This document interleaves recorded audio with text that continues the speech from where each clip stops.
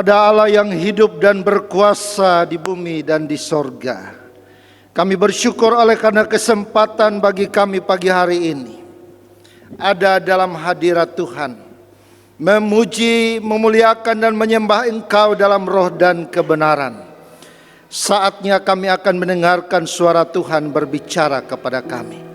Kami mohon supaya kuasa dan urapan Allah mengalir memenuhi kami. Hadirat-Mu ada dalam ruangan ini, bahkan ketika firman Allah disampaikan. Kiranya roh Allah bekerja, memberi kami hikmah dan pengertian untuk kami mengerti kitab suci. Lalu kami dimampukan untuk melakukannya dalam kehidupan kami hari lepas hari. Pakai hamba-Mu untuk menyampaikan kebenaran firman Allah, supaya Engkau yang ditinggikan, dimuliakan dalam pemberitaan firman-Mu. Ini doa kami kepadamu ya Tuhan. Dalam nama Tuhan Yesus Kristus, berfirmanlah, karena kami sudah siap mendengarkan firman-Mu. Haleluya. Semua yang percaya berkata amin. Puji Tuhan, silakan duduk Bapak Ibu Saudara. Puji Tuhan, salam. Pertama-tama saya ucapkan terima kasih kepada Bapak Gembala, Pak Pendeta Dr. Sajamudin, juga untuk semua majelis jemaat yang mengundang saya pada pagi hari ini untuk menyampaikan firman Tuhan di tempat ini. Sepertinya 20 tahun yang lalu baru saya kesini lagi, karena pernah saya diundang mungkin sekitar tahun 2005 barangkali atau 2004. Jadi banyak yang sudah lupa. Bahkan saya tadi bilang Pak Sajamudin, wah ini sudah sangat berkembang pesat. Oleh karena itu izinkan saya untuk memperkenalkan nama saya. Nama saya Darius Peter Maro. Saya asalnya dari Soe, Nusa Tenggara Timur, kota dingin, kota mujizat. Karena pada tahun 1965 terjadi mujizat, air berubah menjadi anggur di Soe. Dalam sejarah gereja Indonesia ada. Saya punya istri satu. Namanya Pendeta Rugun Boru Simatupang. Ya. Saya tidak mau kasih kepanjangan Simatupang itu apa. Karena pernah saya diundang untuk KKR di tempat istri saya dulu bekerja di LNG Bontang. Dulu istri saya bekerja 20 tahun di LNG Bontang. Waktu saya perkenalkan nama, saya bilang istri saya Rugun Boru Simatupang. Saya kasih kepanjangannya. Siang malam tunggu panggilan. Lalu begitu saya habis khotbah, semua yang marga Simatupang datang kelilingi saya. Saya bertanya-tanya kenapa. Lalu mereka bilang, "Dek, ngapain tadi Dek bilang begitu?" Selangga saya tadi bilang begitu, itu artinya siang malam saya tunggu panggilan pelayanan. Kami tidak setuju. Lain kali tidak boleh begitu deh ya. Kalau itu saya bilang, saya mohon maaf. Jadi saya hati-hati sekarang untuk memberikan kepanjangannya. Tapi di sini saya berani karena mungkin gak ada marga Simatupang. Atau ada? Kalau ada saya mohon maaf.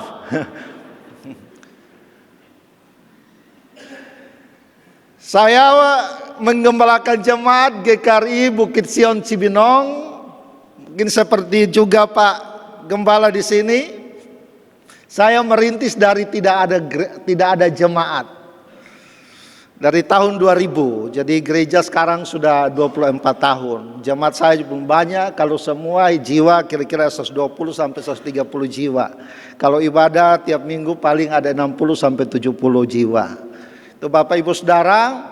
Dan saya juga sementara ngajar di Sekolah Tinggi Teologi Immanuel Nusantara Jakarta, Yayasan Haleluya punya Korea. Nah Bapak Ibu, saya mudah dikenal. Waktu saya kuliah S1, kami sama-sama satu alma mater dengan Pak Gembala, Pak Sajam. Rambut saya masih tebal. Begitu ambil S2, orang panggil saya Pak Agus. Mohon maaf kalau ada yang nama Agus, ini bukan disinggung. Mereka panggil saya Pak Agus, agak gundul sedikit.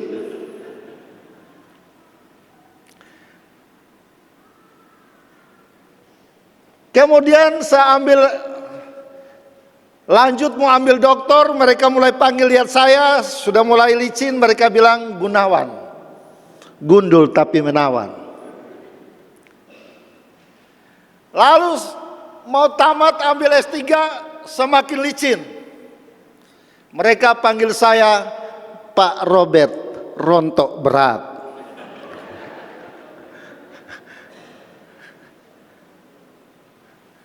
Jadi Bapak Ibu mudah kenal dari kepala.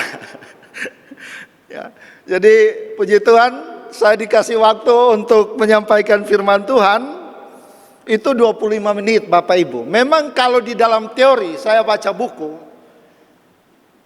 pendengaran atau perhatian manusia dalam mendengarkan sesuatu itu hanya 25 sampai 30 menit.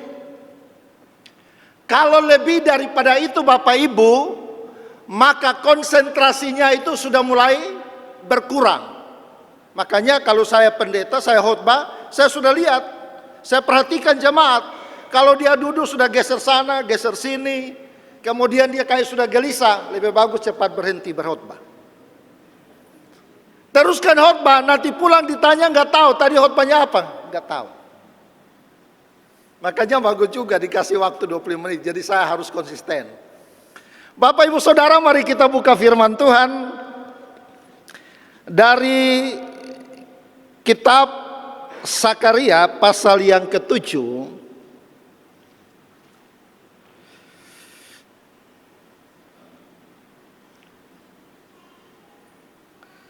Sakaria pasal yang ke-7 ayat yang ke-9 sampai dengan ayat yang ke-10. Bagi yang membawa Alkitab,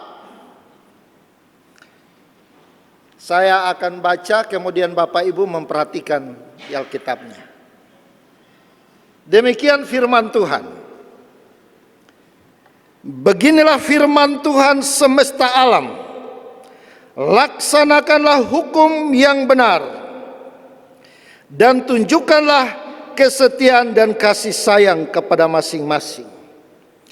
Janganlah menindas janda dan anak yatim, orang asing dan orang miskin, dan janganlah merancang kejahatan dalam hatimu terhadap masing-masing. Firman Allah berkata, berbahagialah kita yang mendengarkan firman Allah, kemudian melakukannya dalam kehidupan kita tiap-tiap hari.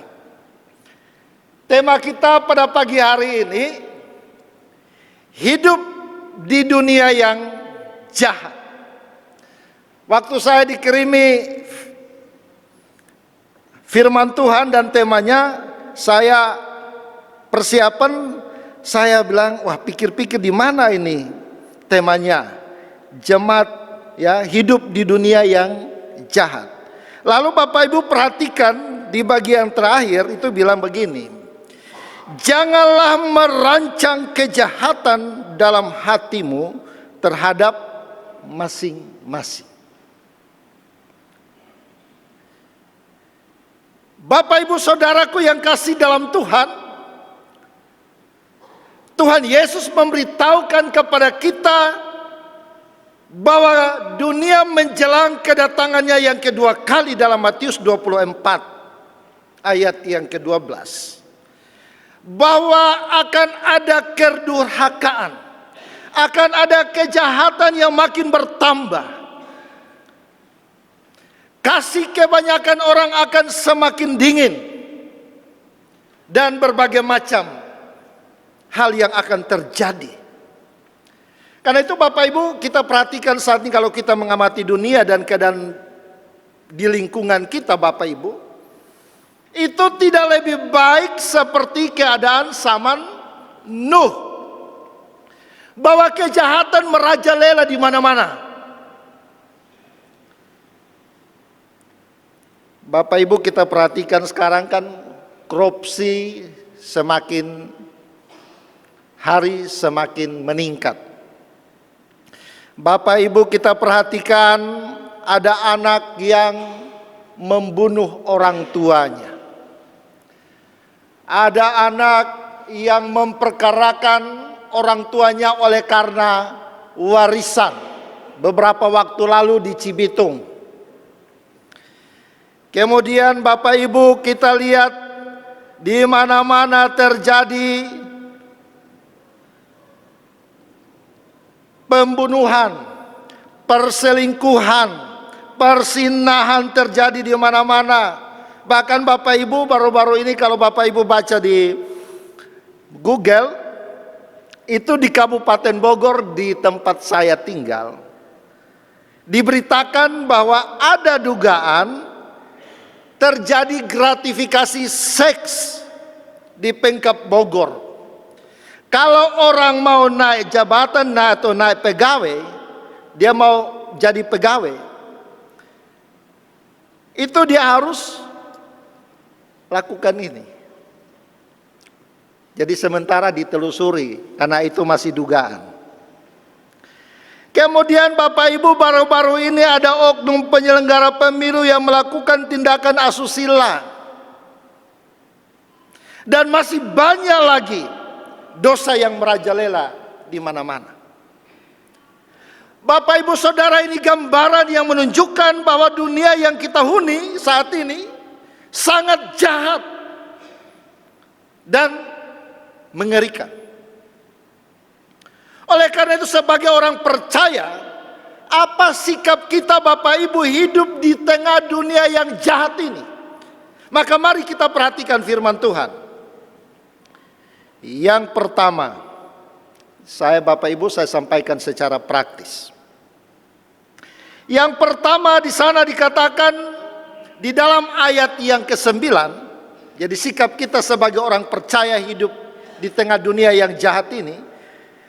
Ayat yang ke-9 di sana bilang, laksanakanlah hukum yang benar.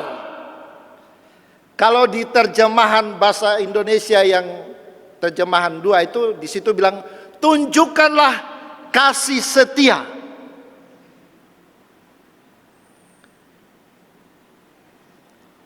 Atau dibilang, tegakkanlah hukum yang benar.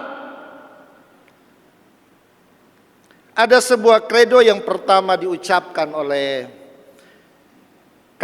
seorang, ya mungkin seorang filsuf, namanya Lucius Calpurnius Piso. Dia hidup pada tahun 43 sudah Masehi. Ada satu semboyan yang dikatakan bahwa fiat justitia ruat caelum, yang artinya hendaklah hukum atau keadilan ditegakkan sekalipun langit runtuh. Bahwa dalam kondisi apapun hukum harus tetap berdiri dan tetap tidak tergoyahkan. Umat Israel pada waktu itu berpikir bahwa mereka tidak perlu lagi melakukan puasa karena bait suci telah dibangun. Mereka berpikir bait suci telah dibangun kembali. Jadi paradigma berpikir mereka bahwa kan semua sudah aman, bait suci sudah dibangun kembali, untuk apa lagi berpuasa? Tapi Allah melalui Nabi Zakaria, firman Tuhan datang kepadanya untuk menyampaikan kepada mereka, bahkan memerintahkan kepada mereka supaya kasih tahu kepada umat Israel, jangan mereka beranggapan bahwa bait suci sudah selesai dibangun, kemudian mereka berhenti berpuasa. Puasa harus dijalankan sesuai dengan hukum Allah yang benar. Makanya dalam bahasa terjemahannya bilang, tegakkanlah hukum yang benar, Bapak Ibu. Kemudian kita bertanya, tegakkanlah hukum yang benar itu yang bagaimana? Artinya Bapak Ibu, dalam keadaan yang tidak kondusif, sekalipun hukum, peraturan atau ketentuan yang Allah berikan kepada kita orang percaya, tetap kita harus lakukan. Dengan kata lain, dalam kondisi aman atau tenang atau kurang baik atau tidak baik, umat Israel diminta supaya melaksanakan puasa. Saya pikir juga pasti gereja ini dibangun dengan doa dan puasa. Makanya sekarang kalau besar begini, bukan berarti datang orang bilang, wah ini Pak Pendeta, wah gerejanya hebat ya, bagus. Tapi mereka tidak tahu bahwa Pak Pendetanya dulu bangun dengan air mata, doa dan puasa, berlutut supaya Tuhan berikan tempat yang tetap. Saya juga begitu Bapak Ibu. Kami belum punya gereja yang tetap, kami masih ngontrak 24 tahun. Sekarang kami lagi berdoa. Lalu saya minta jemaat, sekarang kami berdoa setiap hari Jumat harus semua doa puasa. Baru ada dana sekitar 700-800 juta. Tempat mau dijual bagi kami sekitar 2,5 sampai 3 M. Maka mau tidak mau, sebagai hamba Tuhan, saya harus mengajak jemaat. Mari kita berdoa, berpuasa, karena sudah lama kita tidak berpuasa. Setelah COVID kan Bapak Ibu, udah karena semua menyalahkan COVID. Ya karena COVID Pak Pendeta, jadi bagaimana kita mau kumpul berdoa? Sebenarnya sekarang kita harus berlutut, berdoa, berpuasa, supaya dalam waktu 1 tahun ke depan ini Tuhan berikan kita dana supaya kita bisa membeli tempat ini.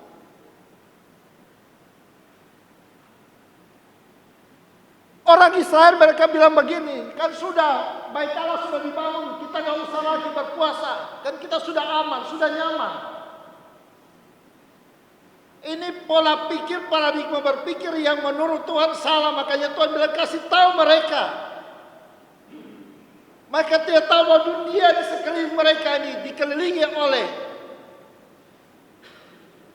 hal-hal yang tidak kelihatan. Maka jemaat orang Israel diminta supaya tetap berpuasa.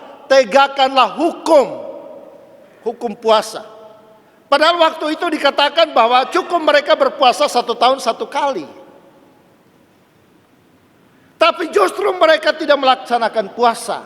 Maka Allah minta kepada Zakaria, kasih tahu mereka supaya mereka kembali melakukan, menegakkan aturan yang berlaku. Maka Bapak Ibu puji nama Tuhan, kalau di gereja sini Bapak Ibu, kalau ada doa puasa, mari dukung gembalanya, ikut berdoa. Bapak Ibu biasanya kalau diajak doa puasa banyak alasan kan. Wah saya kena mah dan lain sebagainya. Dulu kakak tingkat saya, kami di Batu. Kalau tiap bulan sebulan kami puasa waktu di Batu. Bahkan sekarang di kampus kami juga begitu. Tapi dulu di sana ada kakak tingkat, dia bilang saya mahnya aku. Tapi suatu saat dia ambil keputusan untuk ikut doa puasa. Pada dia ambil keputusan untuk ikut doa puasa, Bapak Ibu Saudara, langsung mahnya itu sembuh. Jadi jangan ada alasan bilang sakit. Kalau minum obat silakan, bisa minum air sedikit. Ya, jadi jemaat saya ada yang minum obat seumur hidup, saya bilang nggak apa-apa. Bapak Ibu boleh makan sedikit, minum, tapi tetap kita harus puasa setiap hari Jumat. Nah, jadi kalau kita hidup di dunia yang jahat ini Bapak Ibu, jangan lupa. Mari kita berpuasa, ambil waktu, apalagi kalau kita diperhadapkan dengan pergumulan-pergumulan yang berat. Mau tidak mau, satu-satunya jalan kita harus datang, merendahkan hati di hadapan Tuhan, berdoa, berpuasa bersama dengan gereja apabila gereja melakukan ada doa dan puasa setiap bulan atau setiap minggu. Yang kedua Bapak Ibu, bagaimana sikap kita hidup di dunia yang jahat ini? Yang kedua, tunjukkanlah kasih setia. Di situ dibilang, tunjukkanlah kesetiaan. Terjemahan 2 dipakai kata kasih setia. Kasih setia itu keset. Satu frasa yang terdiri dari 2 kata, yaitu cinta, kasih, dan kesetiaan. Dalam bahasa Indonesia diterjemahkan kasih karunia, kasih setia, belas kasihan, kemurahan hati, dan kebaikan hati. Kasih setia. Arti-arti tersebut Bapak Ibu, ini menggambarkan sikap Allah terhadap orang percaya, maupun sikap orang percaya kepada Allah. Artinya, sebagaimana Allah telah menunjukkan kasih setianya, kasih karunia-Nya, belas kasihannya, kemurahan hatinya, kebaikannya kepada kita, maka demikian juga kita harus tunjukkan kesetiaan kepada Tuhan. Tapi seringkali Bapak Ibu Saudara kita lupa untuk apa? Belajar untuk tetap setia kepada Tuhan. Padahal Tuhan sudah bilang 6 hari lamanya engkau sudah bekerja. Pada hari yang ke-7 berhentilah dari segala pekerjaanmu. Lalu kalau kita sekarang bilang ke gereja lalu beribadah. Tapi masih banyak orang Kristen juga yang pada hari Minggu kan lebih memilih berada di tempat lain daripada datang gereja. Padahal Alkitab sudah bilang, ya, lebih baik 1 hari di pelataran rumah Allahku daripada 1000 hari di tempat lain.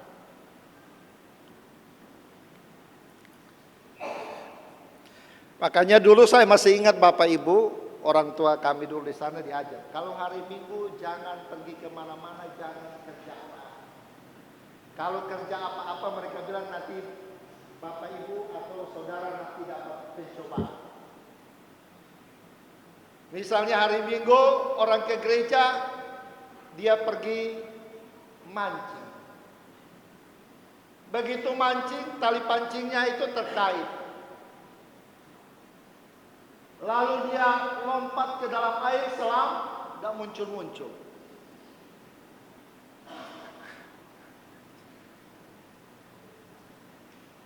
Atau mereka bilang hari Minggu jangan mengadakan apa-apa, kalau enggak nanti dapat ujian atau pencobaan atau kecelakaan. Kadang bisa terjadi Bapak Ibu Saudara. Saya masih ingat, saya masih SD waktu itu dikasih tahu begitu. Jadi hari Minggu itu semua harus ke gereja dulu. Setelah ke gereja keluar baru boleh mengadakan perjalanan atau ada kegiatan-kegiatan. Makanya di perkumpulan kami Simatupang, karena mereka bilang, Lai, di keluarga kita Lai yang jadi pendeta. Oke? Jadi tiap bulan kita mengadakan arisan. Arisannya hari Minggu. Tapi saya bilang, boleh hari Minggu, tapi kita buat perjanjian. Hari Minggu kita semua harus pergi ke gereja beribadah. Setelah ibadah baru kita arisan atau kita berkumpul. Kalau setuju, saya layani. Kalau tidak setuju, cari pendeta lain. Lalu mereka bilang, kami setuju lah. Dan yang berikut, kalau setuju, habis kita arisan, kita persekutuan, tidak boleh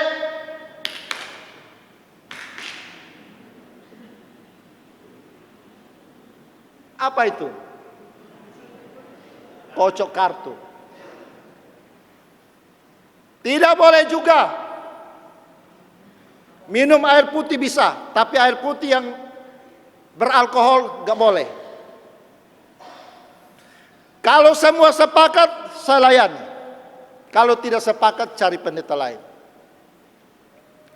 Akhirnya, waktu saya bilang begitu, istri-istrinya bilang begini, "Ito, bagus toh, Ito. Kami dukung." Ya.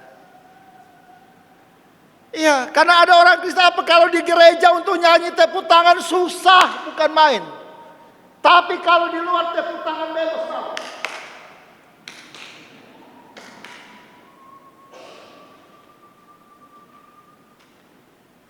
Bapak Ibu Saudara, Tuhan mau kita setia beribadah kepada Dia.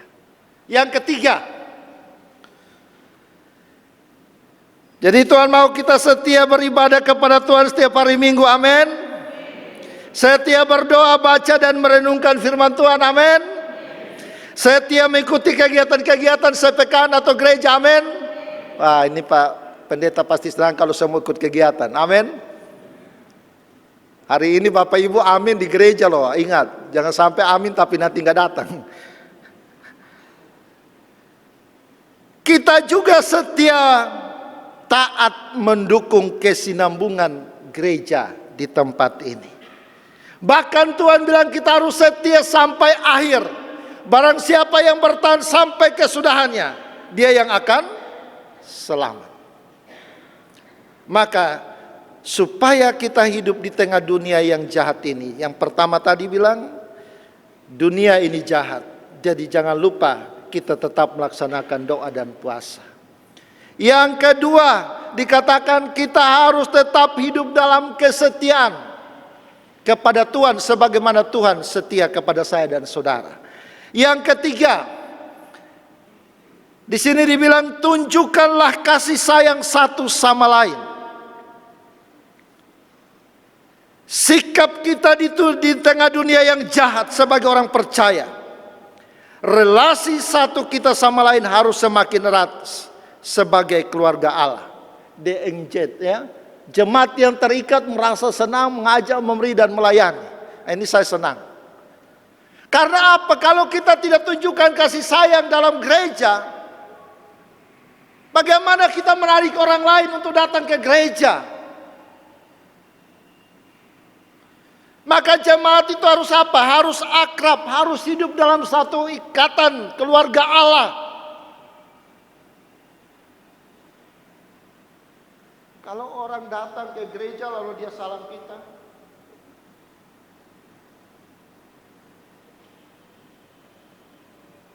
gimana dia mau datang lagi? Dia merasa tidak ada saudara dalam gereja yang menyambut dia dan familiar.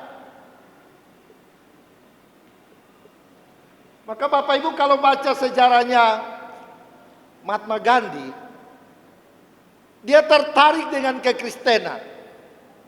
Suatu saat dia mau ke gereja, sampai di gereja, di depan gereja ada orang kulit putih yang sebagai penerima tamu.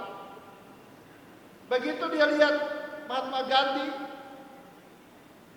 dia bukan bilang, apa kabar, atau bilang, mari silakan.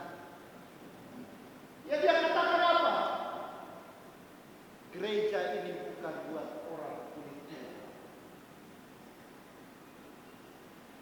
Lalu Mahatma Gandhi kecewa, lalu dia tinggalkan gereja itu. Dan dia berkata,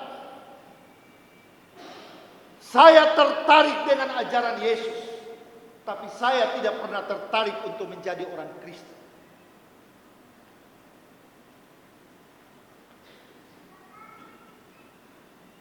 Jadi sikap kita di gereja juga bisa menarik saudara-saudara seiman untuk mereka apa? Oh, datang ke gereja merasa ada teman, ada saudara, ada keluarga.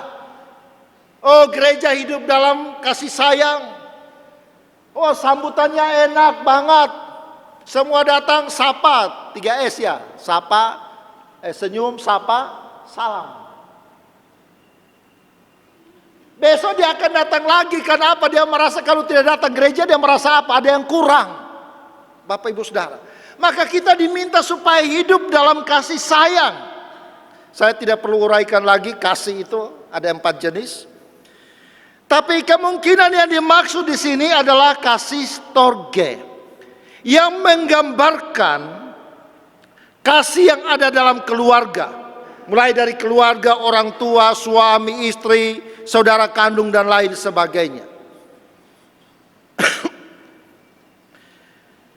Kebalikan dari storge itu Bapak Ibu Saudara itu bilang tampak kasih sayang.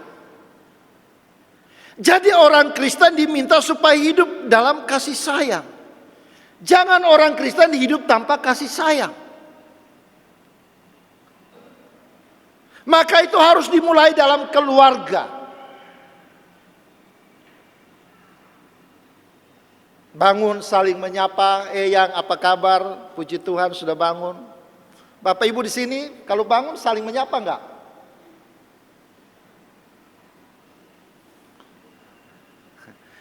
Atau bangun langsung ambil HP?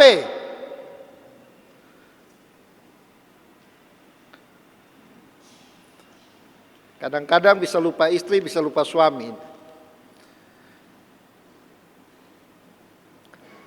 Jadi kasih sayang itu dimulai dari rumah tangga. Dibangun mulai dari suami, istri, anak, keluarga. Allah mau kita memulai itu di dalam keluarga kita. Paulus mengingatkan kepada kita, di akhir zaman ini orang manusia atau manusia akan menjadi egois. Sampai mereka tidak mempunyai rasa cinta untuk keluarganya sendiri. Nah, ini bahaya, ini ancaman Bapak Ibu Saudara bagi keluarga Kristen. Penggunaan HP membuat banyak orang egois. Oh, Bapak Ibu, sekarang kalau dulu kita jalan, kalau kita bepergian, kalau di terminal ada orang duduk di sebelah, kita bisa saling apa kabar Pak, kita bisa berkenal. Kalau sekarang Bapak Ibu di mana-mana kita naik bis atau di tempat perhentian atau apa, kita orang begitu duduk orang sudah langsung semua pegang HP-nya. Tidak saling menegur, menyapa satu sama lain. Bahkan Bapak Ibu sampai dalam kehidupan rumah tangga pun di meja makan tetap saja HP ini pengaruh. Hati-hati bahwa iblis bisa menggunakan teknologi untuk merusak keharmonisan kasih sayang mulai dari dalam keluarga. Maka Allah mengingatkan supaya sebagai orang percaya, supaya orang Israel, mereka tetap pelihara kasih sayang. Yang berikut, kemungkinan yang dipakai juga bukan hanya storge, tapi kasih filia atau filial. Kasih yang menggambarkan kasih persaudaraan dan persahabatan itu harus melebihi ikatan keluarga, Bapak Ibu Saudara. Makanya di dalam Ibrani 13 ayat 1 bilang, peliharalah kasih persaudaraan. Maka hidup di tengah dunia yang jahat ini, kita harus pelihara kasih sayang mulai dalam keluarga. Lalu kasih persaudaraan di antara kita sebagai warga jemaat atau warga gereja. Bukan hanya itu saja, tetapi Allah minta supaya mereka di dalam melaksanakan firman Allah, mereka tunjukkan kasih sayang satu sama lain dengan tindakan.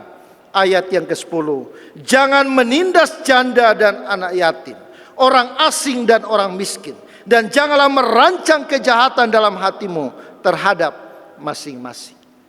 Nah, Bapak Ibu Saudara,